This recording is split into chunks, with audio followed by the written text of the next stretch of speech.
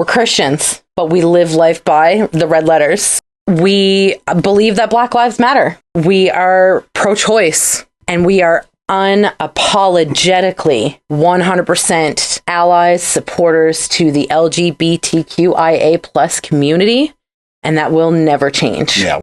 We're like radical progressive. Yeah. Hear me out, you little... Just hear me out now. Hear me out. Just hear me out. Hear me out. Recording. Are we? Yeah, we're good. Did you do your... Did you watch me clap? No. Do your clap. I can't. I got this. Oh, yeah, Riley. Okay. Yeah. 1, 2, 3. No, it's terrible. 1, 2, 3. Hey! There we go. All right. Here we are. What's on this? Is it a beard hair? Probably. Oh, my God. My Your shit and beard hairs. Guys, I apologize. Riley's a little... Being bitchy today. She's so tired. She just wants to snuggle. Oh, no. Okay, so we had a few adjustments. This camera's closer.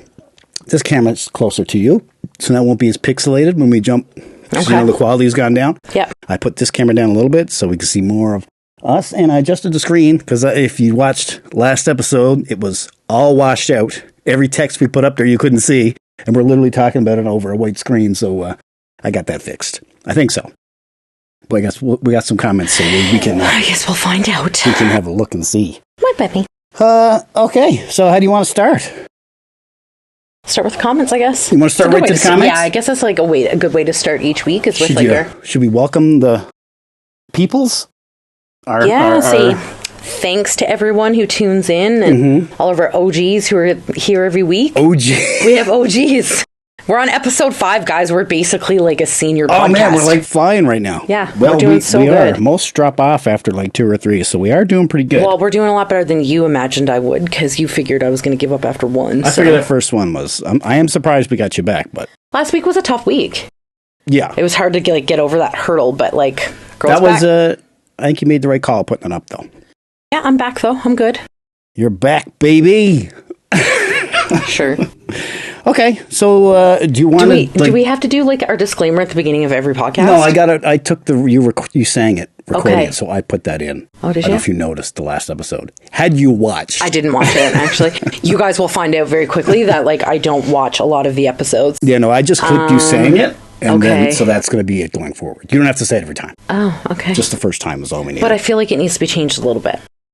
Okay, what do you want to change about it? Well, because it's like there's like conversation in the middle of it. Did you like... No, yeah, I edited all that out. All right, so I don't sound like... You really need to watch it. You were doing it for like 5 minutes, so it's not a 5-minute disclaimer. It's literally like one slide. Guys, the mic is probably going to pick up Riley like grunting, so... That's fine. Whatever works. Such a baby. Yeah, as long as it records, I can edit all that out. Okay. Okay, so do you want to go over last episode, or you want to get to the comments first? No, let's get it. Okay, so we did have a couple of comments from I really don't even like remember half the shit I say in our podcast. So. Okay, so the first one we've got is from Nicole, who said, let me blow this up. There we go. This was us. This was regarding the towels. Okay. There's been more comments about you fucking freaking out over the towels than... One lady said you just seemed really... This lady seems really controlling. That one was on TikTok. It was like, you clearly have no idea what's happening. Just a bystander catching strays. I mean, I am. Yes, but she doesn't understand the context. Yeah, okay. All right. So Nicole said to her husband Lance, this was us last week. You fold them for the closet and you roll the ones that are in display on the shelf, obviously. Also, I only roll my black and gray face cloths and I fold the color ones in the closet. There's such a fucking procedure to towels that guys don't understand. Yeah, so I roll the ones that are in the closet. I'm opposite of Nicole. Right. So now I don't have like display towels. We used to have like the ones like above the toilet. Him and hers? Was it a husband and wife? Yeah, we had that for a little bit at your mom's. Yeah. But then we had the black and white ones above the toilet on that towel rack that kept falling down and scaring the shit out of you while you were in the shower. So I got rid of it and put up a really nice painting. Yeah. But so I roll the ones in the closet because this is going to sound even crazier. there's a basket for everybody in the closet for towels. There's our basket that has our black towels. Yeah. There's Leia, who has her teal and purple towels. Yeah. And then there's a basket for Samuel as his gray towels. And then there's a basket for the hand towels and face cloths. I'm going to have to get a picture of this for next week. Yeah. So people can see the fucking... It's organized chaos. There's nothing chaotic about it. It is. Everybody's got their own basket of towels. That's not chaotic. That's very organized. Sure. It's organized insanity, not chaos. I will give you that. Organized crazy. Yeah. So yeah, you're not the only one. Actually, you got a lot of support about the towels. So I don't think that might not be a mental health issue. That might just be a woman issue. No, that's just a woman thing, I think. You got another comment from Tori Lynn. Yeah. She said, fucking ding-dongs and Twinkies. I love you guys. These are absolutely amazing. I ran out of TV shows to watch, so I've been really looking forward to a new episode. We got you, boo. Yeah, glad we could keep you entertained. She messages me, so every week when the podcast comes out, because she works, she's a bartender, so she works late on Wednesdays. So she gets home from work and stays up till 4:00 in the morning and watches our newest episode. And then will send me a message and go, I fucking stayed up way too late again watching this fucking episode, but I love you guys. Wow. Yeah, I'll have to send you the ones that she sends me in Messenger because it's really funny. It is funny, yeah. We'll have to get those. So Groove Mix, he's a friend DJ of mine. He says, what she calls a trifold is still only folded twice. She makes no sense. Show her my comment. Am I wrong? Because I asked what a trifold was, and you went 1, 2, and that was a trifold. But there's 3 folds. But there's 2 folds. I know, but when you're looking at it stacked, 3 layers. There's 3 layers, so it's called a trifold. But it's a bifold.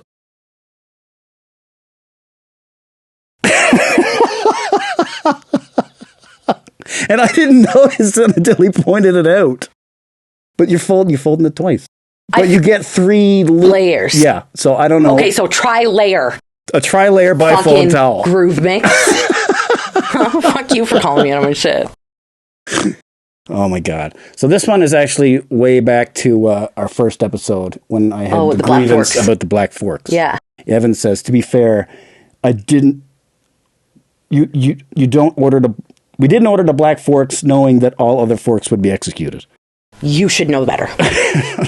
You're married to me. Yeah. You know, if I look at you and I go, I'm ordering new pots and pans, yep. The other pots and pans are fucking out. They no longer have a place in our home. You are right. I should have put that together, but I didn't. For those that didn't watch the first episode, the very first airing of grievance was that she threw out all these forks that I like and got the new ones. So, but I managed to keep one for lunch. For work. And Evan was fully supporting me. Well, we didn't know the other forks were going to get executed when we bought these ones, but I should have known. Right. So that's your comments for last week. Nice. Love it. Yeah. You got a lot of... Did Darren 4664 ever comment back? No, but you did get another commenter jumped on it. Yeah. To support you and be all like, dude, what the fuck are you talking about? Oh, that's funny. I didn't see that. The point. Was that on YouTube? Yes, it was on YouTube. Okay. I thought maybe I didn't grab it.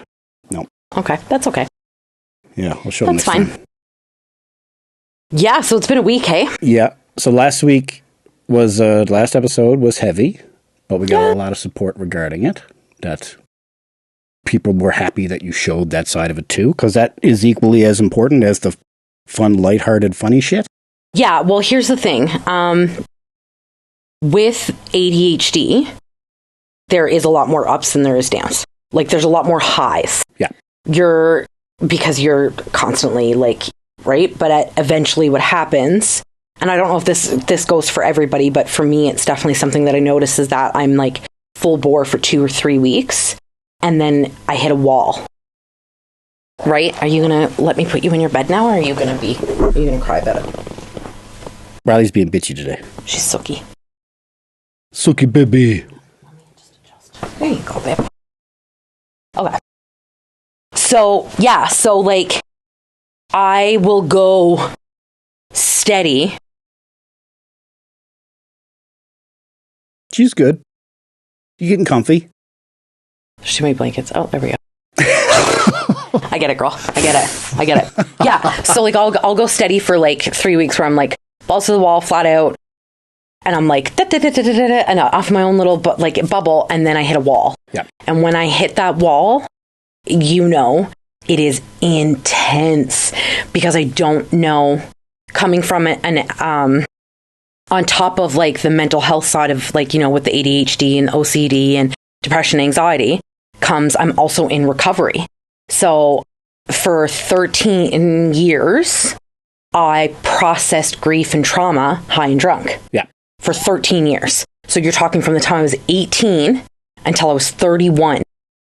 Every time something bad happened, which was all the time because of the lifestyle I was in, every time someone died, every time something traumatic happened to me, or like, something happened within the family, I turned to drugs and alcohol. So I've never known how to process any emotion. Yeah. Like I was literally called a robot for years by my friends because they're like, this girl doesn't even know how to cry. And I didn't. I didn't cry for probably a solid 6 years at the end of it. So when I hit these walls, I almost panic because I'm like, oh shit, now I have to feel. Because I just went flat out for 3 weeks where I kept myself so busy and my life was so chaotic. There's literally nothing going on, but I just create it. So like we were at a null and I was like, hey, Amicia, do you want to come sleep over for a week? Right. And then this is my 8-year-old Fijian niece who is a wild animal. But just because I needed something to keep me busy because it wasn't working. Do you do that on purpose or is it subconscious? No, I think it's subconsciously. I don't do it on purpose. Yeah. I don't enjoy not having time to myself. Yeah. But it's my brain spits it out. Yeah.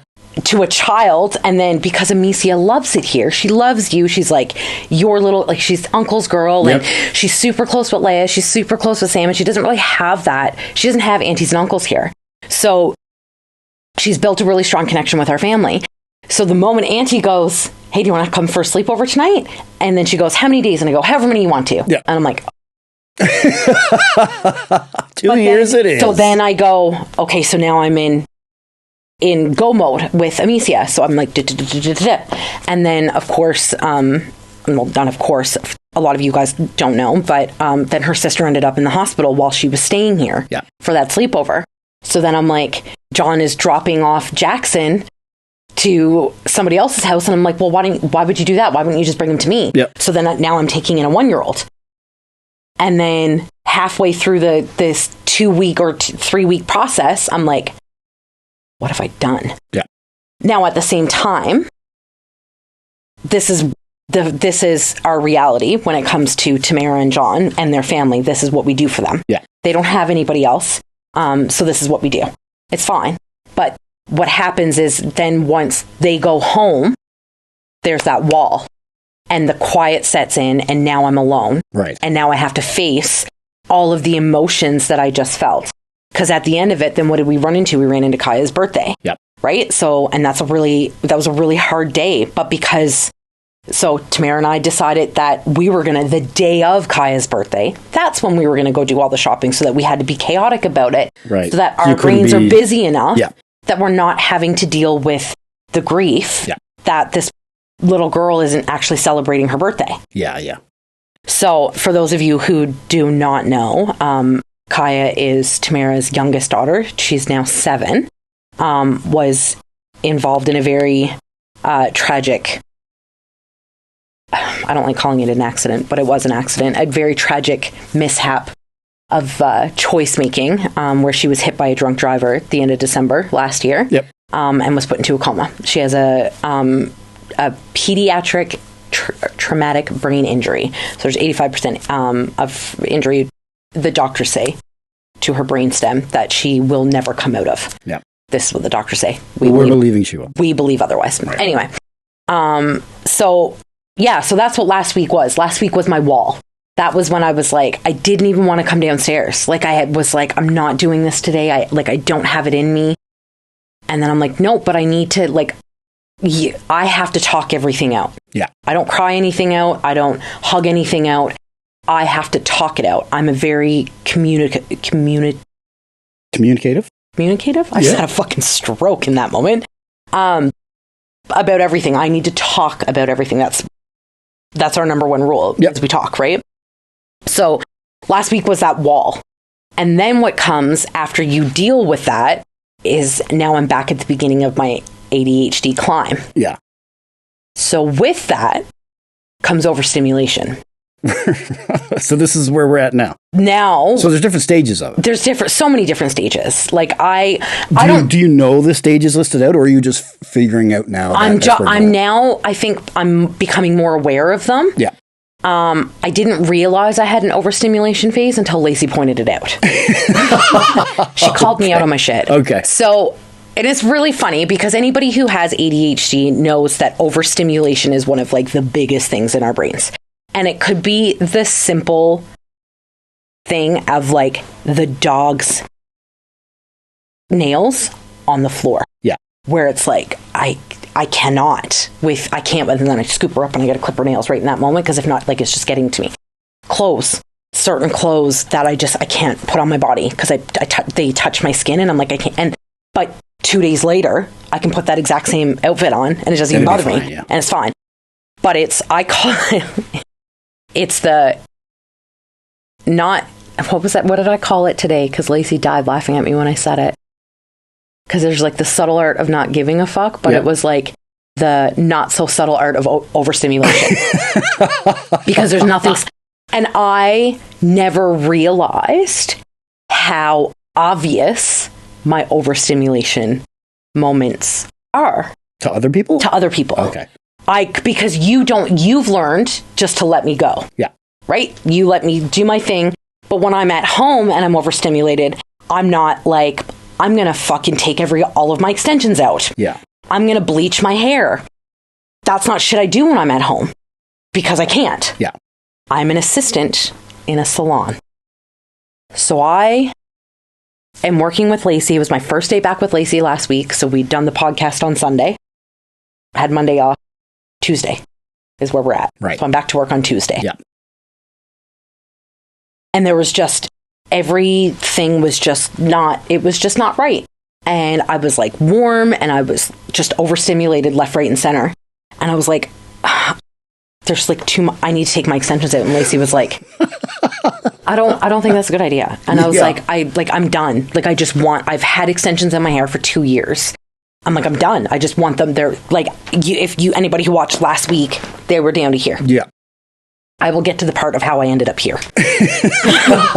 So we were, bruh. So I'm like, I need to take them out. And then I was like, you know what? Maybe if I just like, I don't know, maybe if I take out like 1 or 2 rows, because typically when you get the extensions that I have, if you know, like you do 3 rows. I have 5 because I was like understimulated when I got them installed and was like, hey, Destiny, let's see where we can poke more hair. Yeah. So like you're talking 200 grams of extensions. That's a lot of hair installed of 22 inches of hair. Like that's a lot. Stupid. So I literally start because there's like nothing for like, because Lacey does tape and extensions. She doesn't do the beads. So I like start rummaging through the drawer in the desk and I find a pair of fucking pliers and I go over and I pick up half of my hair and I start, and she's like, come here, like sit the fuck down. And so she was like, 1 row and then I'm hiding the pliers. Yeah. You don't get to fucking, no. We're not, because I am not dealing with you tomorrow morning coming in here crying. We need to get them taken out. Because they're all out and you weren't ready to take them all out yet. And I don't know how to fucking put them back in. Yeah. Because Lacey, like she can, it's just very tedious. And it's like a task. It's annoying. So I was like, okay, fine, let's do it. So the 1 row came out and I was like, actually, you know what? Okay. That like feels a lot better. So the next day or that night, Lacey texts me and she's like, hey, I had a couple cancellations for tomorrow. We're going to split the day so we can go to the gym in the middle of work. So this was Lacey's brain going, okay, Caitlin was extremely overstimulated at work today. So maybe if I break up the day and send her, if we do something in the middle, it'll kind of help, like, you know. But in my brain, I didn't know that at the time. I was like, oh yeah, sure. Like I'm down. Let's go to the gym in the middle of the day. That sounds like a lot of fun. That's a great lunch break. So I actually should have got you to like save the picture so that everybody can understand like how Lacey's my other person. Like she's just like the one of you guys on the treadmill. Yeah. So then I walk into work Wednesday morning And I go, I figured it out. And she goes, what? I'm like, I know what I want to do. And she's like, okay. And I walk over and I go, I want them chopped. And she just looks at me with a dead ass face and goes, okay. Yep. Well, let's get through our clients. We'll go to the gym. And then before you go home, she said, I'll cut your extensions for you. I said, perfect. You're the best. Thank you. So I put them back in like a low ponytail and went on about my day, because in my brain, I was like, I'm fucking cutting my extensions off today. So we go to the gym. We do our thing, do our workout. We get back. And then we get to the end of our last client. And I go, yeah, let's do it. I want to cut them here. And she goes, do you see what you did there? And I was like, what? She goes, you started 8 o'clock this morning. You were here. Yeah. And now these are curled, so they're still a little bit shorter. Like they come to about here. They're at about 18 inches. Yep. Maybe 17. Anyway, she goes, you started here, but because I made you wait the day, yeah, now you're here. Yeah. She goes, because remember, these extensions weren't free. No. And she was like, you paid a lot of money for them. They were very expensive. They were very expensive. $900. If you know, you know. Yeah. So she's like, I feel like I've probably saved your life at this point. Yeah. And I was like, 100%. Because if I'd walked into my house, chopped above my shoulder to my $900 extensions, I think Dave probably would leave me. Yeah. And she goes, I don't even think he's going to notice. And I was like, probably not. Like, it's so like, because at that time now, I'm after trimming them up a little bit, because Lacey and I decided to, because I was so overstimulated, I wanted them cut while they were curled. And she came over today, God love her, hopped over to the house with the cape and some scissors and was like, oh my Lord. And because my hair was straightened and it was like, like it just wasn't straight, because I was like, just cut them. Yeah. Right. So, but that's like, that is the very not so subtle art of being overstimulated. It just like happens, right? Does she have like an ADHD or OCD? So she is ADHD. So, okay. So she but knows. She's not medicated. Right. So because now hers isn't at the level that mine is. She just squirrels a lot. She cannot focus. Oh no, you can tell she's nowhere near where you are. No. Yeah. But she was on Vyvanse and it made her angry. She was one of the few people that when it first came out, she was prescribed it. Yeah. But her doctor didn't regulate it for her first. So she went to like 20s and then was put onto 40s. Oh, geez. Okay. So like when I did it, Dr. Chaudhry had me on 10 milligrams for 2 weeks, yep. 20 milligrams for 3 weeks. And then I went to 30 milligrams for 3 or 4 months before she'd even put me up to the 40s. Yeah, and then when I went up to 40s, I was like, that's when I was at the end of my towards the end of my employment with Dollarama. Yeah. And then once I stopped working with Dollarama, that's when I scaled it back, because I didn't need it to be so intense when I wasn't working. But it took me 6 months to get to 30, basically. Yeah. And there's some doctors out there who are just like, here's 20 milligrams. Throw you right into it. And it's crazy to me. Anyway, but she had severe anger issues. And she's such a nice person. Oh yeah, she's sweet. She's so sweet that I can't imagine her angry. Yeah. So I was like, we were at work the other day and we were talking about it, and I was like, there's a part of me that wants to lace your water with Vyvanse, because I just want to see you angry and focused at the same time. Yeah. Yeah. But anyway, so for those of you who aren't on my Facebook, Lacey has become a very big part of my life lately. She's great. So that's this is us at the gym. And if you go on my Facebook, there have been multiple comments of people talking about how we are identical. You could be sisters.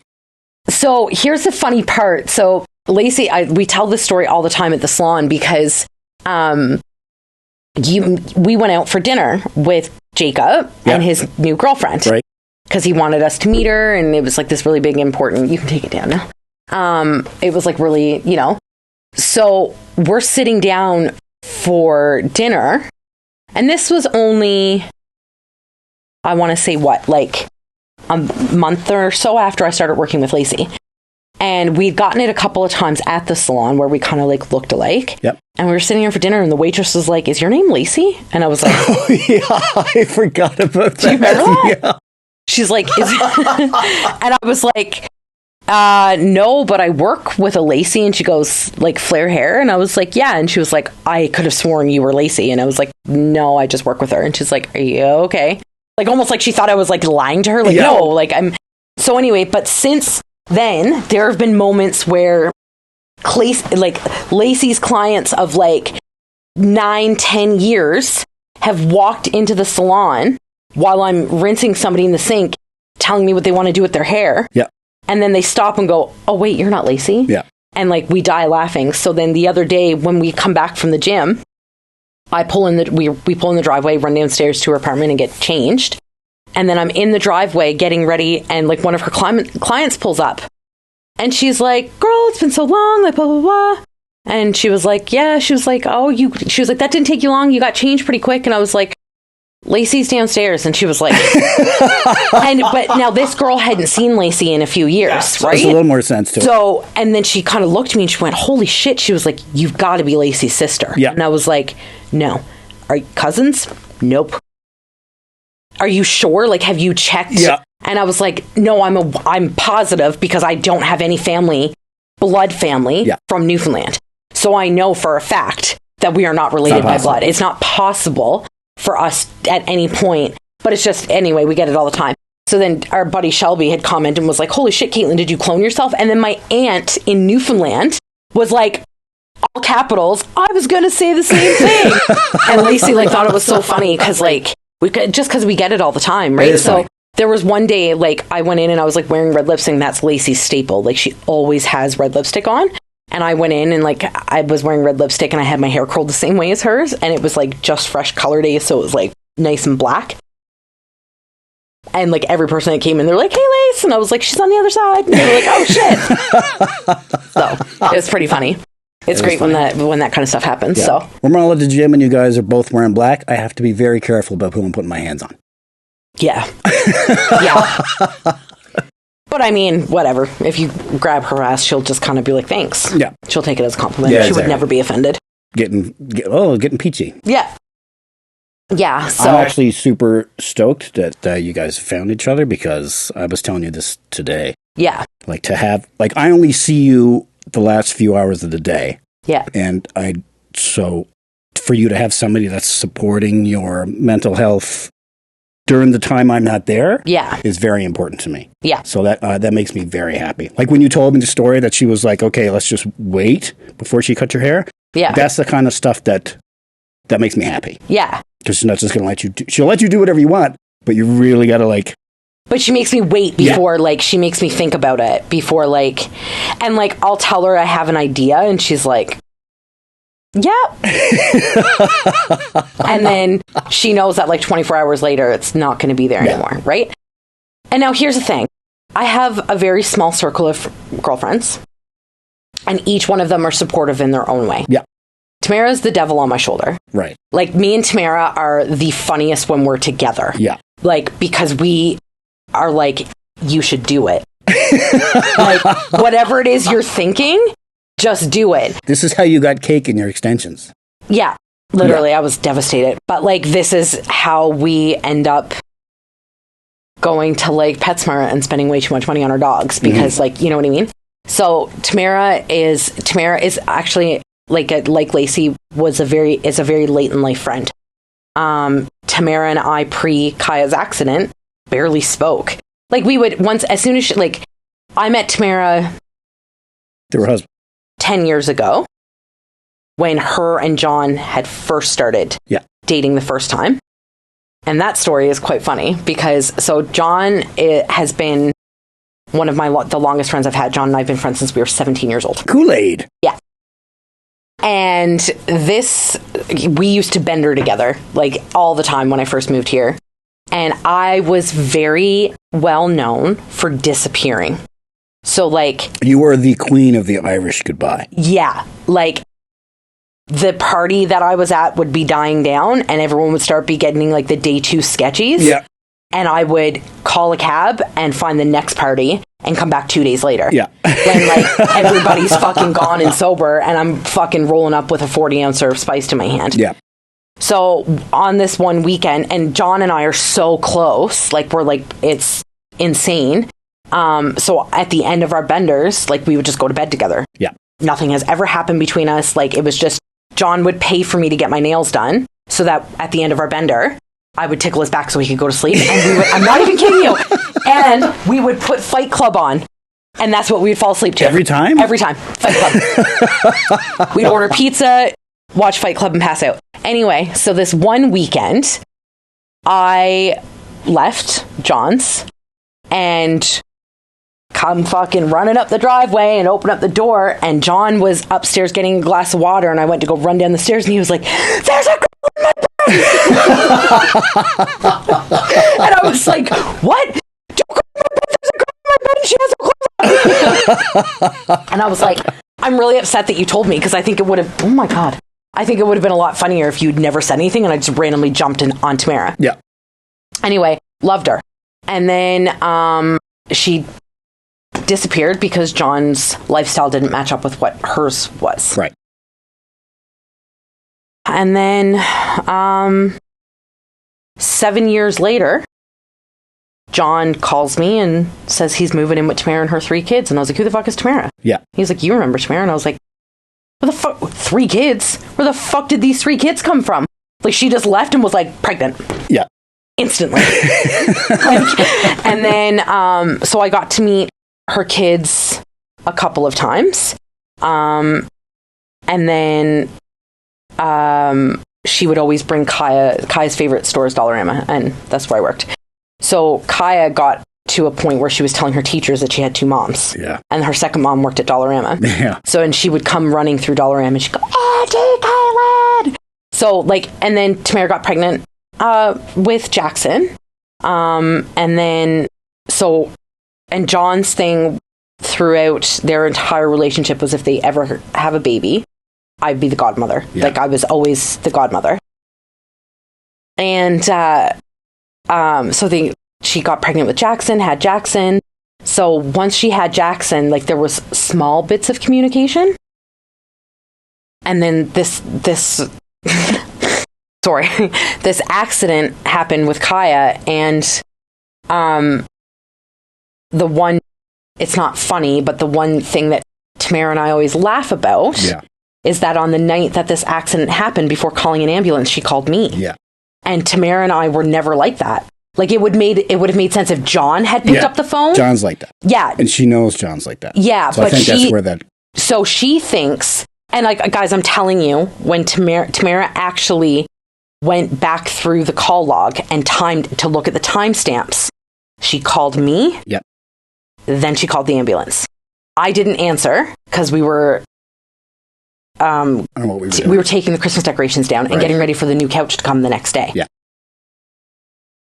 And if there's anything, Tamara's kids have impeccable timing, because I literally, the day before I get my brand new couch, she drops off a 7-year-old and a not even 1-year-old and a 10-month-old at my house. Yeah, anyway, half the day with no couch and on the floor. Yeah.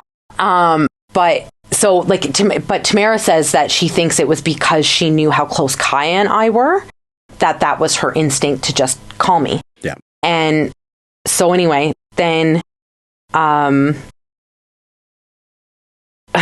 me being who I am, so we take on the 3 kids, and then I started my trips down to Edmonton, going to support John. Yeah. Because Tamara, in my eyes, from what I thought at the time, had all of this support from everybody else. Yeah. So John's family was in Newfoundland. John's my best friend. I'm going to go down there for John. And it actually turns out that Tamara ended up stealing me from John, and I became her best friend. So, and then, you know, I became Tamara's spokesperson for everything, and you know, advocated a lot for her and for Kaya through the whole thing. The and translator for her in the medical. Yeah, she was having a really hard time not understanding, because obviously a mom in that position, you're not listening. Yeah. Right? Your mind is not there. So, but anyway, and now she I keep telling her that I'm trying to get more, the more I tan, the more we look related. So my goal right now, I'm like Indigenous. Yeah. Goal is Fijian. Right. You got a ways to go. I don't think I'm that far off, actually. These lights aren't really showing how tanned I am. I might have to warm them up for Yeah, you're going to need to, because people need to see the tan. Yeah. It's a lot of work. Actually, I've stopped tanning beds completely now, so I use all at-home products. Whatever gets the job done. Well, you sort of use... Anyway, you don't care. I don't even know why I'm telling you. If any of you girls that are watching this want to know what I'm using to maintain my tan, just inbox me. I'll tell you. It's amazing. Yeah, hit us up on YouTube. We'll make it... put it on the screen. Yeah, maybe I can get sponsored by the people who are maintaining my tan. So, but anyway, through... and then I have... And I don't want anybody to get offended when you say, I've found somebody who supports my mental health when you're not there. Because I do have other friends. No, you've got a huge... No, it's not huge. I have four girlfriends. That's more than most. 4. I've got Danielle, who's the longest. Yeah. But she doesn't live here. She was my maid of honor. Love that woman to death. She's psychotic. And she's just like... She's nuts. Yeah, she's nuts. She's like... If I told her, like... We're going to go bungee jumping right now. She's like, okay, let's go. Like, she's just always down. Yeah. She's always like nuts. And then there's Chantal, who is like, I believe. She's the same level. Or close to it. I believe that Chantal is my friend's soulmate. Like, she is the one who was meant, like, she was put on this earth for me. She's your Jacob. Yes. But she has 3 kids. All 3 of those kids are in sports. Yeah. Her oldest is one of the hugest up-and-coming baseball players in Fort McMurray. So he plays ball spring, fall, winter, summer, all year round. She's got Chloe, who is in gymnastics and dance. Cheer and gymnastics. And then Aiden, who plays basketball during the fall and winter and baseball during the summer. So she's nonstop. So she runs her own business. Yeah. And they just are in the middle of renovating their new home that they bought. Yeah. So so our schedules just never match. No fault to her. No fault to her, because she's a super mom. Yeah. Like, I've never met a mom more dedicated to being a mom. She's the kind of friend that can just show up after 6 months and you can just sit on the couch and not even talk. Yeah, and that's a lie. I have 5, because there's Nicole too, and Nicole's the same way. Nicole and I met...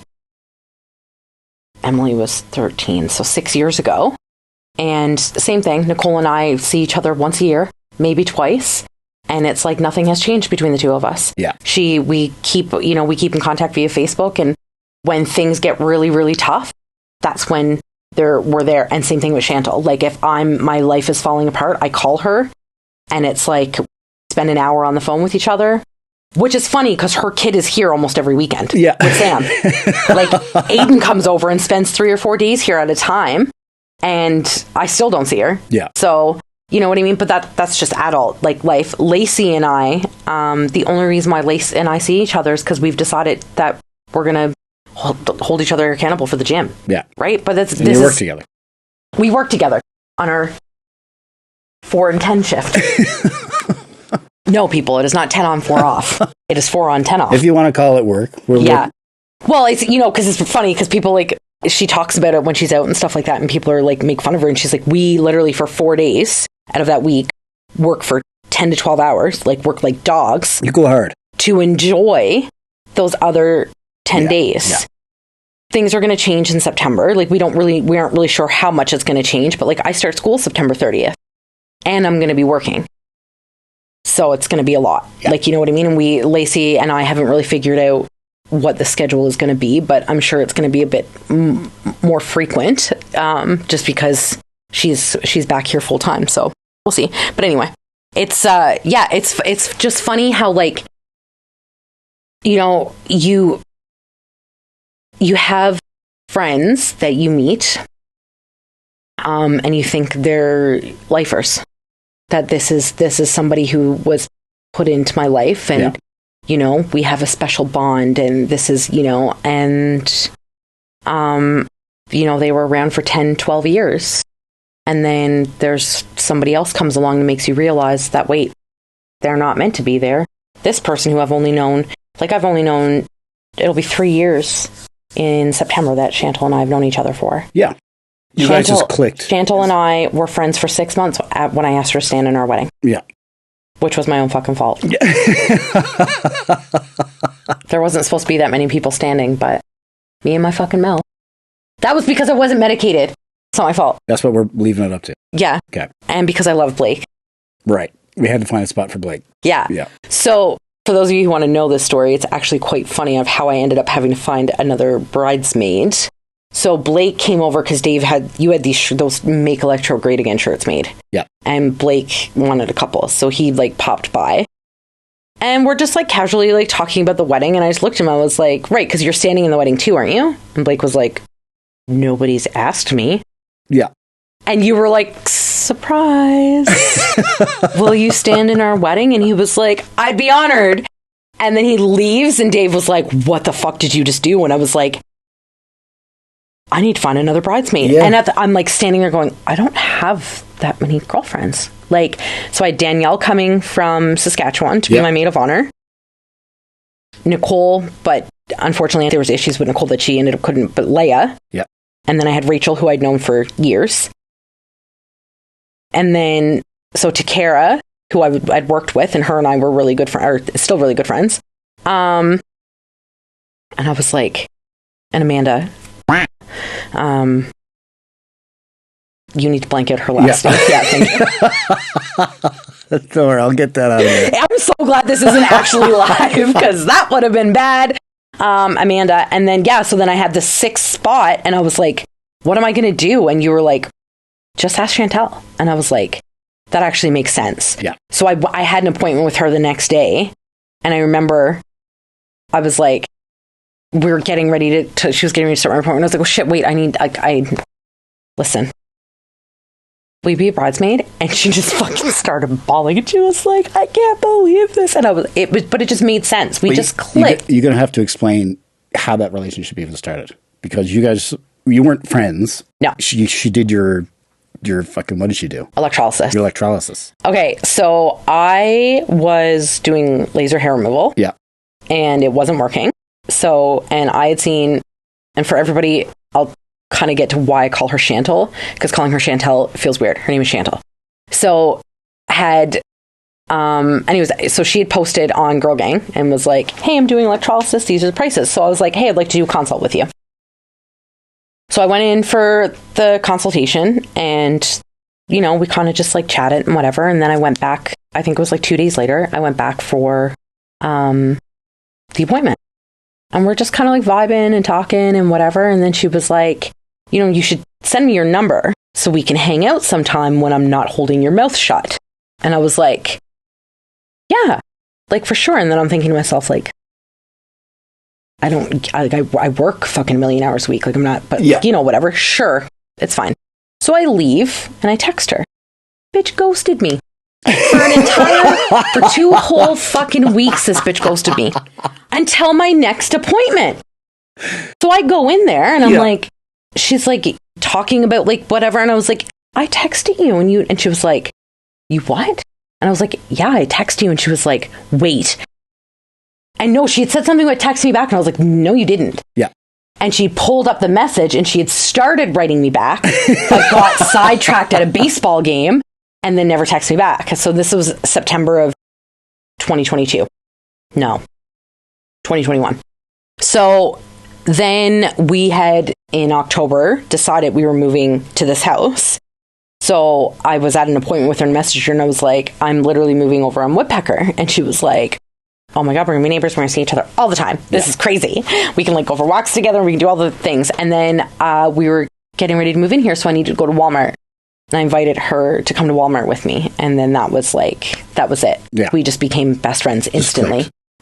Yeah, she made fun of me because I went back in because I stole a shower curtain by accident. It was on the bottom of everything, and I got out to the Jeep and realized I didn't pay for it. So I had to go back in and pay for it, and she made fun of me. Of course you got to pay for it.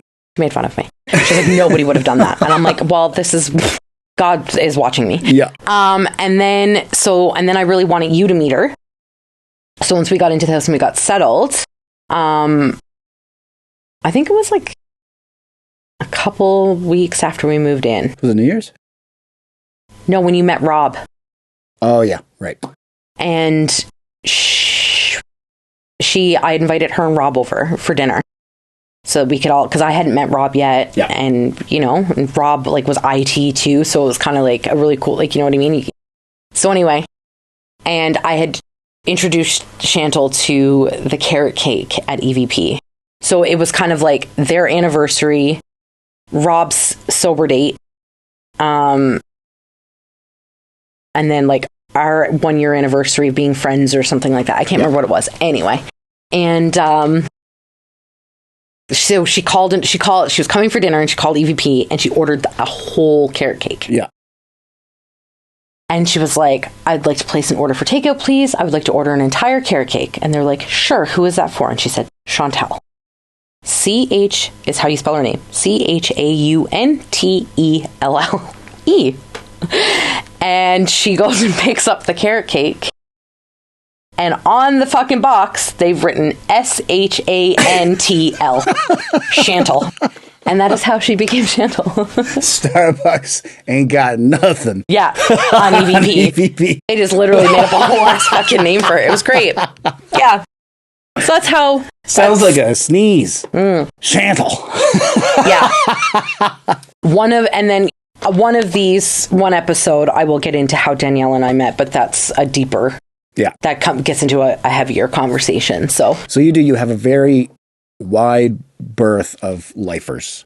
I do. But they're all so busy with their lives and distance and time and stuff. Yeah. You don't really have someone that's there every day like I am. So this is why I was...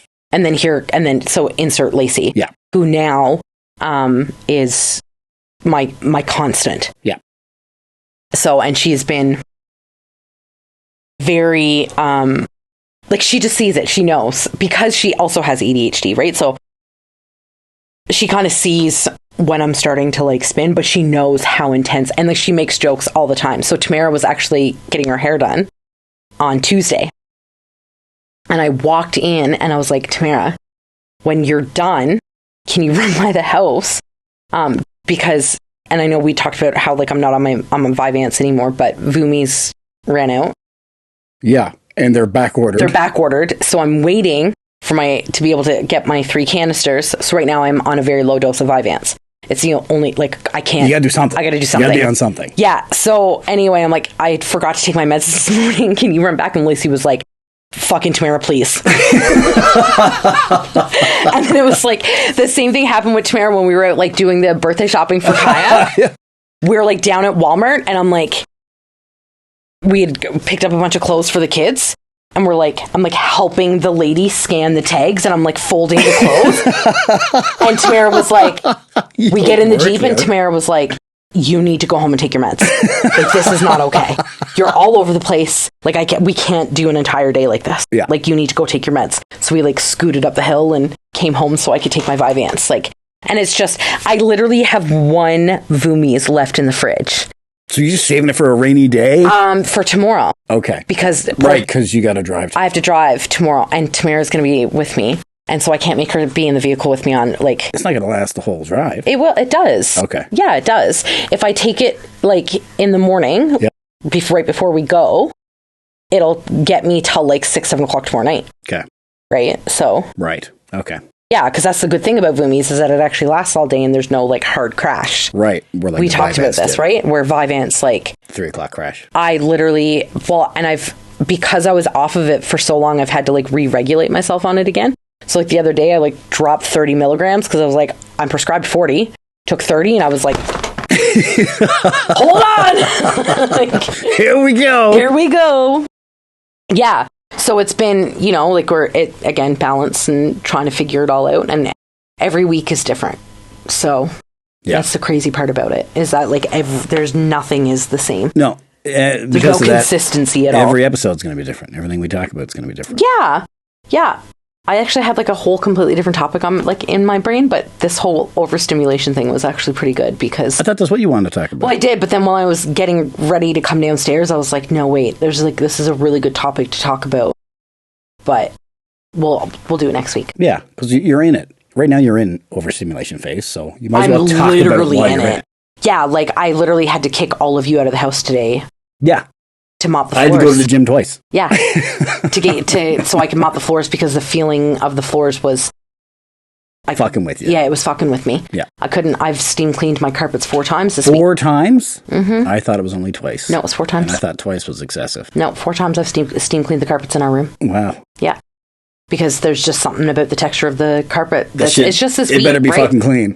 I think they're brand new at this point. So fucking Bryden's gonna be paying me for new carpets. Like it's just so that this is just it, right? This is the reality of where I sit. And next week is gonna be completely different because I'll be on that I'll be on my plateau, right? Do you know what the stages are? I have no idea. So you only know overstimulation is stage 1 after the wall. Yeah, So- and that's just because I realized I hit the wall. So it's a loop. Yeah. So we've got a loop. We don't Yeah. know the middle of the loop. No. The end of the loop is the wall. Yeah, And the beginning of the loop is it's overstimulation. overstimulation. So we're going to discover this as we go. Yeah. But you're only going to know if somebody tells you. You don't know what step you're in. How am I going to know what step you're in? I don't know. We'll figure it So out. Lacey's got to be your She's also my fucking your ADHD translator. therapist. Okay. Yeah, my So translator. Hopefully, well, this whole episode was pretty much about her, so I hope she understands that I'm relying on her to help figure these No steps pressure, out. Lace. No pressure, Lace, at all. I need her to Okay. translate what stage you're in. Yeah. I think, because I know I know at some point I plateau. Yeah. Where I'm like level. And that's like the shortest phase. Right. Like my level days are very short. Yeah, you There's don't get only- many of them. I don't get many days where I'm like completely level and I can just like chill and everything feels like it's going okay Yeah. and whatever. You might get like 3. If I'm lucky. Yeah. Yeah. So I know there's that, and then there's like the overstimulation, and there's got to be like that, not the find out mode, like where I'm constantly at this. No, there's no fuck around anymore. It's just everybody's in find out stage. And then there's like I don't know. There's a lot. I want to feel like I feel like I've got probably about 15 or so stages that I Holy go shit. through. There's got to be. Because I know how many, I know I dip and I come back up and you know what I mean? But that wall, So the middle can be iffy. all jumbled. Yeah. Like it's just not set. Yeah, like I Can can be have all a over the couple place. overstimulated days, then I can have a plateau day, then I can have a wall, like a super down day, but then the next day I'm plateaued again. Yeah. Like it's very, But it always ends with a ball. always ends with and wall and starts starts with with overstimulation. Yeah. Wow. Because I think what I've learned is that wall week, I'm like stagnant. Yeah. And I haven't done anything. So then when I click out of it, I'm like, You wanna do everything everything. is fucking crazy I right gotcha. now. I need to get rid of, it's almost like I'm trying to get rid of So there's that a logic stagnant to it. feeling. I think so. Yeah. It might not make sense to other people. And that there's parts of, because prior to finding out that I research a lot of this stuff, right? Because I'm like, I almost kind of sound bipolar. So I start researching and I look into it, and I've books upon books upon books in my Apple library about ADHD, and it's actually very common because I was like, bipolar is very manic and manic and depressant, right? So that's but that's not what I do. No. Like I don't go into manic stages and then I'm depressed. No. I'm like There's like cleaning. And I'm not, it's a difference. Like, you know what I mean? So I know, and I even talked to my therapist about it. I was like, is there a chance that I could be bipolar? And she was like, no. Yeah. Like you don't have any signs of being bipolar at all. Yeah. Because bipolar also comes, split personality disorder. And she's like, and you don't have that. And I was like, well, let's not say things we can't take back. well let's There's let's a not- couple of let's not go that far. But maybe my personalities are my ADHD stages. Yes. Yeah, absolutely. Right? 100%. Yeah. You're still Caitlin on all of them. You're just in different stages of Caitlin. Yeah. Yeah. And there's like a lot of levels to me, right? And it's like a fucking wheel. Yeah. Like fucking spin it and let's see what happens. You'll never ever need a side chick. No. Never. Just wait 10 minutes. Yeah. Yeah. Because there's another version of me coming out, right? Like some days I'm fucking all over you and lovey-dovey and can't get enough of like touches. And then there's other days where I'm like, don't fucking touch me. And then there's moments where I'm like, just soft touches today, babe. Yeah. And do you remember when I had to teach you about soft touches and hard touches? And you're like, I don't fucking understand what this means. And I'm like, you can't do this. You have to like. Yeah. And then some days is the opposite. Yeah. Where you can't soft touch because it feels like burning. It feels like you're burning my skin. Yeah. Yeah. Very weird. So strange. But you're welcome. And again, God bless you. I'm in it. You are in it. You know, Lace was actually talking about it today. She was praising you up at the gym today just about how good you are. She's like, because you can see that you guys are a team. Like, you can tell that you and Dave are a team. Yeah. Like, because he knows how to deal with what you're going through at the moment that you're going through it. Mm-hmm. Like, I was unmedicated completely this morning when we went to the gym, and I was like, yeah, let's go. And I was like going with weights, and I'm like cuddling. I was literally hugging a 10-pound plate. And I was just like, this is fun. And you're doing the rows just like you're fucking throwing candy. I was you could tell I had ADHD today. Like, I was like a little fucking kid whose parents don't believe in fucking vaccinations. Yeah. And fucking, that's what I was. I was just like, fucking, let's go. That was a really fucking weird reference, but like, that's what I felt like. We don't believe in Western medicine around here. So we do natural fucking herbs. We let him discover his own disciplines. Yeah, he's going to discover himself. My son does not have ADHD. He is just hyper. Yeah. Like, no, I'm fucking crazy. But anyway, and I was like doing this, and you were just like going along with me and dancing. And Lacey was like, it was really cool to like see that, because a lot of couples don't have that. They're just like, okay, well, this is, but like every time you and I are at the gym together, we're dancing around. That's what we do. We dance. Whether you're there or not, I've got Radio Day beats in my head. Going. But I'm just saying, when we're together, you're supporting whatever mood I'm in. Whatever you're in. So if I'm just standing there and I'm focused and I have both headsets on and I'm like lifting heavy and I'm going hard, you're going hard with me. Yep. But if I've got one off and I'm just like dancing and I'm joking around, you're joking around with me. Like, you know how to ride the waves with me. Yeah. It has taken you time. Mm-hmm. There was, for a very long time, you took it personally. Yeah. And you were like, is it me? What am I doing? And it literally took my therapist to give me the tools on how to communicate it to you for you to understand. And when this diagnosis all started last year, you were like, okay, yeah, we got this. And then you were like, oh, fuck, no, I don't. Yeah. Nope, this bitch is this. I can't do this. Yeah, I was way off first. And it was, a lot of tears shed and a lot of frustration on your end of you not knowing what to do. Because how do you not take it personally when I go, don't touch me? Yeah. Or when you go to hug me and I go, no thanks, and I walk away. Yeah. And that's literally my response. I don't mean it, but I'm like, no, thank you. Yeah. Or like, you come to cuddle me in bed and I go, no, thank you. Yeah. I'm good. Yeah. Or I'll just go, I'm good, and push your hand away. And at the beginning, you were like, cool. So I guess I'm a piece of shit now. My wife doesn't love me. Or she doesn't want me. I was just overly sensitive to it because of what I come out of. Well, what you come out of too, yeah, because you weren't loved at all in your last marriage. That's just, you weren't. You were used. So it was like you were dealing with those feelings while trying to navigate me needing you in the fucking room, but don't touch me. Yeah. Like, I need to see you when I'm going through it. And this is like one of the realest things about it, is that I need you in the room. No matter what the fuck is happening, I have to be able to see you. Yeah. But there's times when you cannot fucking touch me. Yeah. Just, I need to know you're there, and we can make eye contact, and too, because I'll look at you and you'll have this like look of concern on your face, because you know that my brain is going in a bad direction. And then I'm like, what? And you're like, just looking at you, babe.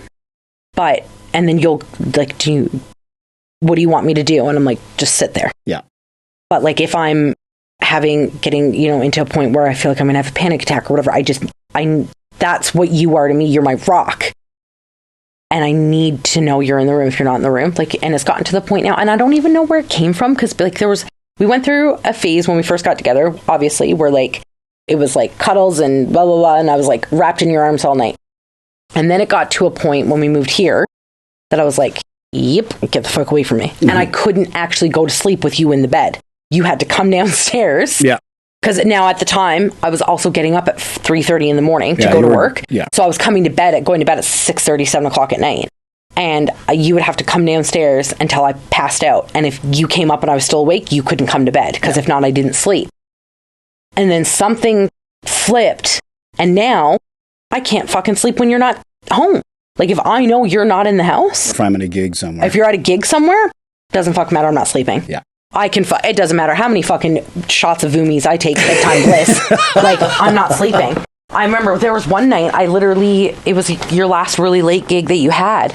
And I took like 10 milligrams of melatonin. I did a bedtime bliss. And then I think at one point I got so frustrated, I got up and took a shot of NyQuil. Yep. And the moment that I looked at the clock and I'd seen it was like 2:00. So I knew the gig was over. Yeah. And you would be home soon. Then it was like, I started to fade. And then as soon as I heard the back door close, I was like, but it was like, you know what? And it was never like that before. And now I'm in the phase where you have to come to bed with me. Yeah. You can't be downstairs. You can't be in the living room. You have to be in bed with me for me to go to sleep. Yeah. Wild. But you can't touch me. Yeah. It gets fucking nuts. Like, and this is why when I say, like, God love you and God bless you, because, like, who the fuck else can navigate that? Like, that's like, I don't think and this is coming from, like, the most realist part of my being. If the roles were reversed, I don't think I could have done it. Right. Like, I think I would have ended up having to go to, like, we would have had to do couples counseling. Yeah. For me to understand. Or to be able to handle it, because I don't think I could have went through what you went through after coming out of the marriage you came out of. Yeah. Yeah. Like, that's a lot. Like, you just literally came out of a situation where you were basically not good enough. And then 2 years of marital bliss that we had. And then out of nowhere, it was like, get the fuck away from me. But don't leave. Yeah. But go over there. No, but just wait 1 second. Hold on. Can I have a hug? And then you're hugging. I'm like, okay, that's too long of a hug. Like, you know what I like? Is that a small one? You just pat me on the back and tell me I'm doing a good job today, please. But softly. Not too soft, though, because it's going to too soft. That burns. I'll never forget that. You were like, and I was like, babe, you need to stop. And you were like, what? I was like, it burns. And you were like, what? And I was like, the way you're rubbing my skin, it feels like you're burning my skin. And you were like, what? And I was like, this is what I need. And then you were like, okay. And then you went like soft again. And I was like, no, just go away. Fuck it. Just do it. Like you say, it's like, God bless you or whatever, but like, it's not an effort. It's just what our marriage needs in the moment. I just do what needs to be done. Like, I don't even think about it. I'm just being your husband. Yeah, but most men don't. Not most. A lot of men don't. There's a lot of men out there who are not equipped mentally to handle that. And like, honestly, I think at the beginning of our marriage, I don't think you would have been able to. No, because I was in the middle of healing and stuff myself. Like, I think my brain... It timed out. Yeah, and I think my brain was like, okay, we need to let him heal. Yeah. And then the moment that you finally let go of all of your hate and your anger and you were like, okay, like I've moved on. Yeah. My brain was like, your turn. Here we go. Yeah. We're done. Like, and I honestly believe that's how it happened, that it was like I was in fight mode. Yeah. Trying to like help the kids. I think that was part of it too, because you were so focused on getting me through it that I don't even think you realized that you were in it. Yeah. That you were going through it or needed to go through it. Yeah. So the moment you realized I was okay. Yeah. Then you were able to let go and realize that you weren't okay. Yeah. And I think the moment that I realized you were okay was like, because it was like, I say that like I got my diagnosis last August, but it was a solid like 9 months prior to that all of this, like after the wedding. And I think, and honestly, I know the exact, I'm not going to say it because there's going to be names that are involved and I just don't want to bring anybody else into it. But there was a moment where I realized that you knew how to be the bigger person when it came to your ex. Yeah. and you were just like, I don't care. Like there was a situation where somebody had approached you and said something to you and you were like, and you just shrugged your shoulders. And that, because typically before that, it was like, well, she's a fucking piece of shit. But it was like that moment where you didn't clap back.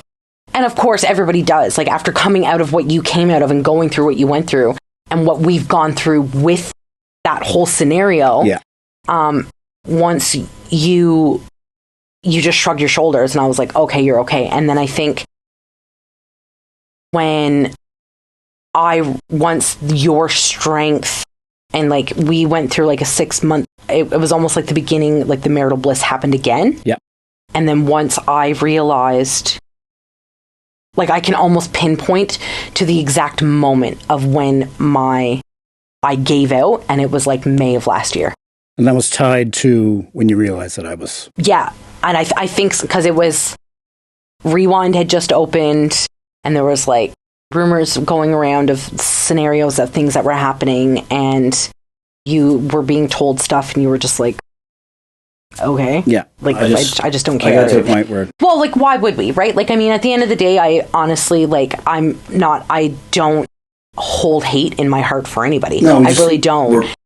There's nothing. There's nothing. Like, in order for me to hate you, you have to matter. We've spent so much thought on it that I wasn't going to put any more. Exactly. And it wasn't going to occupy anymore. It was like a freeing moment for you, and it was a freeing moment for our marriage, where we both became, and then we went through like the 6-month phase where there was just nothing had happened. And then there was a moment where and it was at work, and I broke. And it was after, Larry Dad, and we'd gotten his diagnosis, and I was in the office with my boss, and I broke, and I was like, I'm not as strong as I thought I was. And she goes, no, Caitlin, you are, but you're broken. Like, you have to understand that you are fucking broken. You have been broken for 4 years. You think it was tied to Larry then? Was it that moment? I think it was everything. I think it was... That was the defining moment for me. That was when it all cracked? It all cracked because I had been so strong through everything else. Yeah. And I broke. I literally sat in my office at work and I cried so hard that I cried to the point that I had no tears left. Yeah. And that was the first time that I had cried in years. Yeah. Like years. Now, I cried at our wedding. Yeah. I didn't, y'all know, Depresso people, you guys know, those really good cries that you get. I hadn't had one since getting sober. And I broke, and my boss was like, here's the thing. You got sober January 25th of 2020. You got engaged February 5th. No, that's a lie. February 7th, I got saved. The 8th. Whatever the date was you got your tattoo, that was the day that we got engaged. Yeah. People are that don't know us are gonna be like, what the fuck? We were already living together too, guys. Don't even worry about it. And then, so you went from a full-blown drug dealing, drug addict to a wife, stepmom, manager. Yeah. Opened up a brand new store. March 9th was my hire date for Dollarama. Went to Edmonton in the middle of a fucking lockdown. Yeah. Or at the beginning of the lockdown for 5.5 weeks to do training on March 9th or March 10th or whatever it was when I went. I hadn't seen my mom in 2 years and had to, on opposite sides of the lobby in her apartment her condo building. Right. Had to see her because she had just flown on an airplane from BC. Yeah. And nobody knew. We weren't allowed to be in contact. So I went from on my own, addict, doing my own thing, to a wife, mom, and career. Yeah. In the span of 60 days. She's like, do you understand how insane that is? She's like, and then, not only that, but you were hired as the assistant manager, got thrown into the store manager position, and ran with it for 2 years. And then after 2 years, was like, let's do another store. Yeah. So she's like, you've never given yourself time to heal. In saying that, I was in full belief that because I got saved, that was it. That everything was okay. That everything was okay. I went into the prayer room. I did the work in there. That I was fine. I didn't have to do anything else going forward except for keep God in my heart and, worship and do the things that I was doing, and that God would carry me. And he did. Yep. But there's still work. There's work that needs to be done. You still have to heal. Yeah. And you have to face the traumas, and you have to deal with the traumas. And there's a lot of traumas that I still to this day have not faced and dealt with. Fixed all your spirit shit. Yes, but I didn't fix the noggin. I fixed what was in my heart. Didn't fix the brain. Yeah. So that takes a little more work. So now we're almost 5 years, and here we go. Yeah. Fucking woo, saddle up, bitches. Now we're in the middle of fixing it. Yeah. But and I say we because it's been a team effort. Yeah. We've done such a good job at rebuilding my peace that now you're in overprotective mode of my peace. Yeah. Like you will not allow stuff to come in and fuck it up. Yep. Like you will shield anything that's not great for my mental health. Yeah. And there's been moments where there was things that you didn't know was going to do that. And I was cautious around it, but let you figure it out. Yeah. Because I can't tell you, because it is a journey that you have to discover yourself. Yeah. And you shouldn't do that. I'm going to be like, hey, let's go, bitch. I'm going to do it double. I'm doing it twice. Ain't nobody tell me what to do. Who the fuck you think you are? Yeah. And then it was a lesson, where it was learned. And it was, but that also ties into, well, this was actually part of the topic that I was going to, but we'll fade out after this. And then that way we can it'll open up for next week of where, that was a very good scenario of where I'm the villain in a lot of people's stories. I think we both are, yeah. Right? And I'm okay with that. Yeah. Completely okay with that.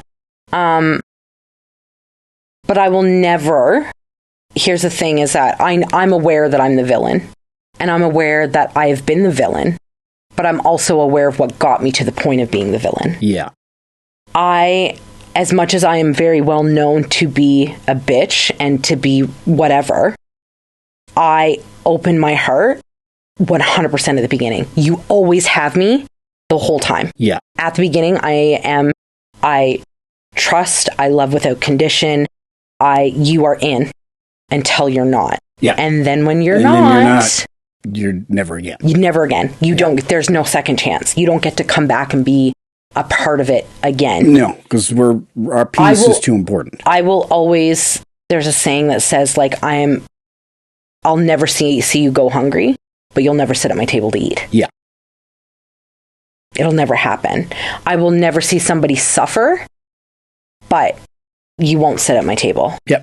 And that's a part of protecting my mental health, right? Absolutely. I have learned a couple of very hard lessons when it comes to people over this past couple of years.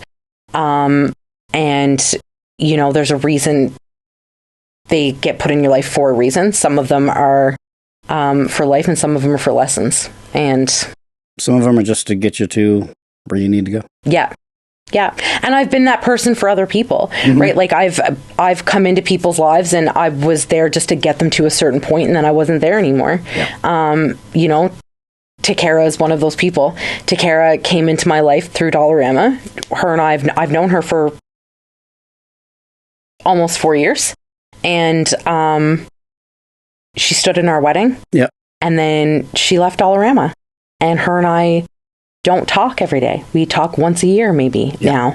And she's now moved on. She's going to be an RN. Like, you know what I mean? And that had she not come to work at Dollarama, she wouldn't have met certain people. She wouldn't have left scenarios that she was in.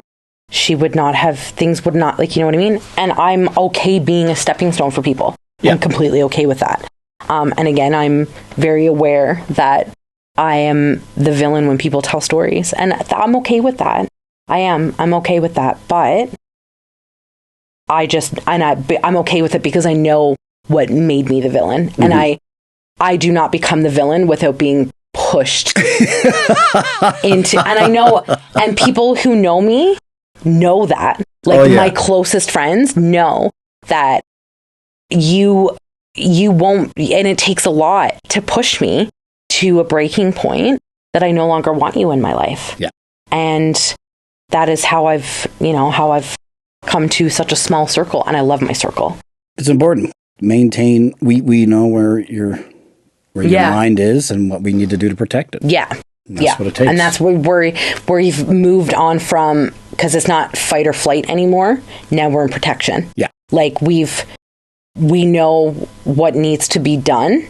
And so now we have to protect where we are. That's right. So that we can continue to heal. We removed all the things that needed to be removed, and now we can focus on growing what needs to be grown and protect what needs to be protected. Yeah. And some of the things have removed themselves, and that's perfectly fine too. Yep. Like you've made the decisions to remove themselves out of my life, and I'm okay with that. I will never take it personally. No. I don't, ever. I will never take it personally. Life is hectic. Life's complicated. Yeah. And sometimes the trash takes itself out.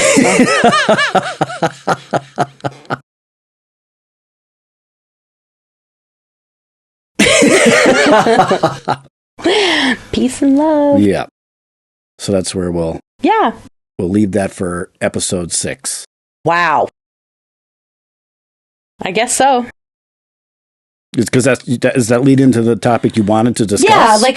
Yeah, there was a lot more to it, but I don't know. There might be something else by next week, so we'll see. We'll see what happens. Let's see. I want to see. And again, guys, feel free to reach out if there's anything, that you guys want to talk about. I know that there was a request by somebody to talk about breakups.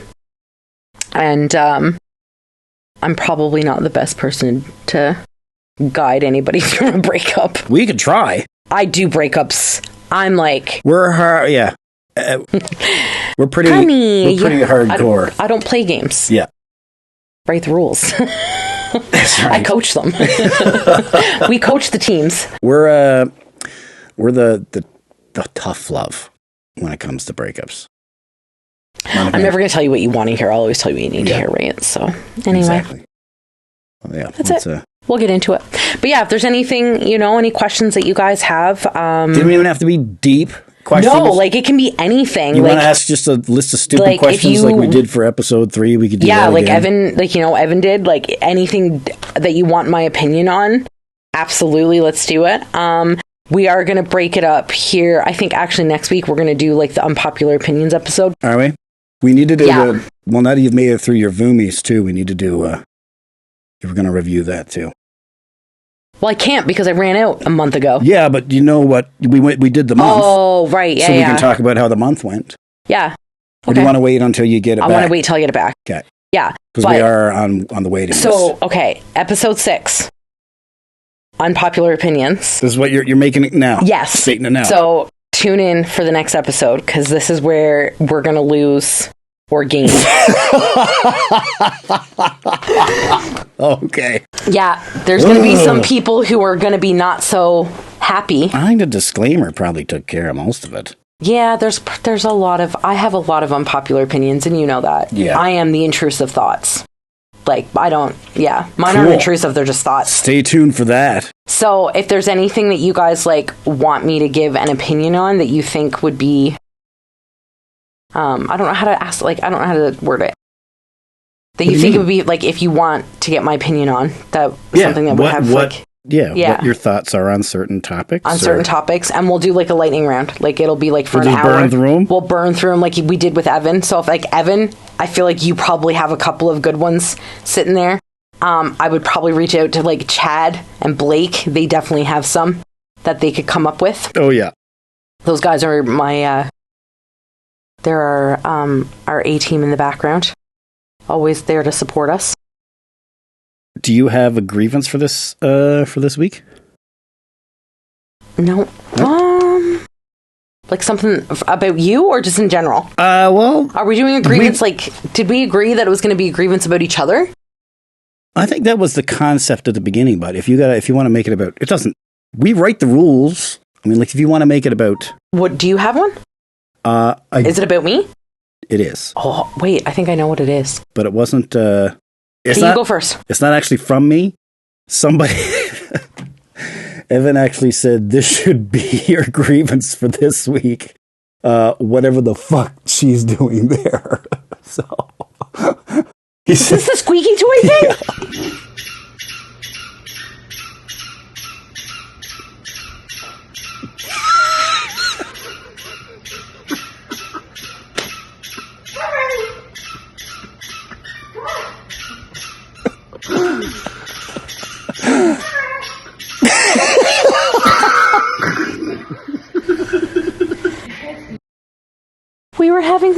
I was having fun with Riley. That's not very nice. Evan said, whatever the fuck she's doing there needs to be your grievance for next week. You know what my grievance for this week is? Evan. Evan's my grievance for this week. Fuck you, Evan. That was so boy. funny. That is funny. Riley piked up when she heard you. Did you hear the squeaky toy? she heard you say Riley in the video. Guys, when you say good morning to Riley, see? You go, good morning, Riley. You're going to get Riley all riled up. She's the Wile E. Coyote, isn't she? Did you have a good nap? Yeah. She's the Wile E. Coyote. All right. That's it. Is that it? Mm. We're well over time. How long did we go? Hour and 20. Holy Hannah. But I'm just letting you go. Yeah. I let you go. This is, I got to say, since we've been doing these every week, yeah, I've noticed significant difference in your demeanor as well. So I think it's really helping you as much as it's helping other people. That's good. I mean, I'm just doing it. I'm just here. Yeah. There was really no goal for me. There was a goal for you. Like, you had it in your head, what was going to happen, but I was just kind of here to talk shit. Yep. Yeah. Talk shit and get it done. Talk shit and get her done. All right. All right, guys. Thanks for hearing me out. Peace. Peace.